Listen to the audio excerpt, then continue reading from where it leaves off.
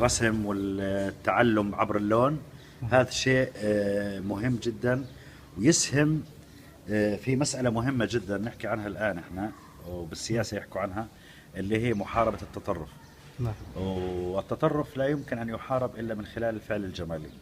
نعم. لا يمكن لعازف أن يصبح قاتلا، ولا يمكن لفنان تشكيلي حقيقي أن يصبح لصا، أو أن يصبح أن يفجر نفسه، أو أن يصبح داعشيا. وجدت أنه هاي المدينة أعجبني فيها أنهم محافظين على النمط المعماري القديم بالزنقات. أنا رحت زرت الزنقات وكذا، وحسيت أنه الناس زمان كانوا أحسن من الآن، لأنه الزنقات ضيقة وكان في حوار ديالوج يصير بين الناس، بس يفتح الباب، يفتح باب بيته على باب بيت جاره، يقول له مرحبا، يسلم عليه. يعني هاي النمط هذا المعماري هو مؤشر على طبيعة العلاقات الإنسانية في زمن ما، وطبيعة الحميمية اللي بين الناس والألفة. الآن الناس يعيشوا في غربة حقيقية، كل واحد مسكر بيته وما يعرف شو يصير. كنت أسمع عن أصيلة لها تاريخ بهذا التجمع الثقافي، تاريخ بعيد. استضافت مجموعة من المحترفين من جميع أنحاء العالم. يعني هون تجد في واحد من باريس، تجد في واحد من أسبانيا، تجد في واحد من أمريكا جاي، واحد من الأردن، واحد من مصر، من الصين، من كوريا. هذا كله هو مجتمع أنا بسميه المثقفين هي العائلة الثقافية، اللي تحاول أن تتجمع وتبث فضاء جمالي للمجتمع. ووجدت إشي إيجابي بالمدينة أيضا، أنه في زيارات متتالية من الناس. يعني الناس يجوا هون مثلا في جانب ترفيهي، ياخذوا يلتقطوا صور أيضا، وهم يغذوا عينيهم بالجانب الجمالي وهم لا يعرفون. وأهمية المدينة أيضا هي مجاورة للماء، مجاورة للبحر، للمحيط. وهذا يعطي أيضا إحساس آخر بالراحة وبالجمالية الأزرق.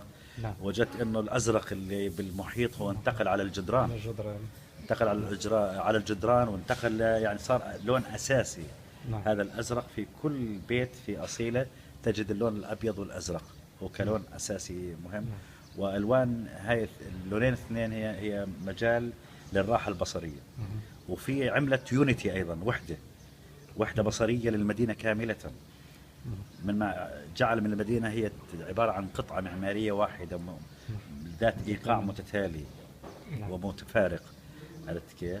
أنا بالنسبة لي صدمت جماليا من هاي المدينة.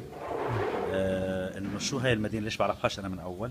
وحسيت إنه الناس هون طبيعة الناس إيزي، يعني بسيطين واجتماعيين. يعني سهل جدا أن تبني علاقة اجتماعية مع شخص مغربي ويرحب فيك ويصير في حوار بينك وبينه. هذه المسألة يعني يفتقدوها كثير من الدول العربية اللي مبنية على التزمت ومبنية على الانغلاق. وهذه نعمة، وأتمنى من المجتمع المغربي أن يفهم طبيعة هاي النعمة اللي هو فيها ويحافظ على هاي الإيقاع. مدينة باختصار هي مدينة عابرة للزمن، مدينة تضم كل الجنسيات. وأنا اليوم التقيت بشخص فرنسي لا أعرفه، اشترى مني عمل وطلع مشتري بيت هنا، فبيوت مذهلة.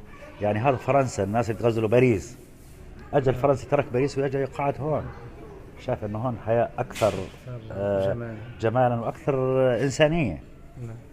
فأتمنى على المغربي أن يفهم هاي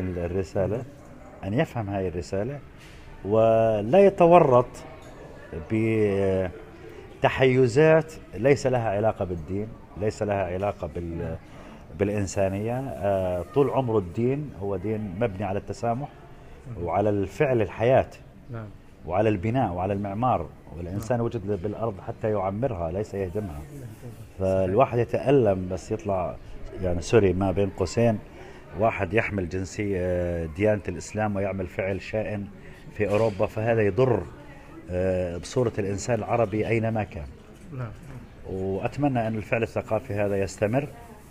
وبحيي حقيقة رئيس البلدية على هذا الجهد الكبير والنظافة اللي بالمدينة والحيوية يعني افتتاح محترف أصيل.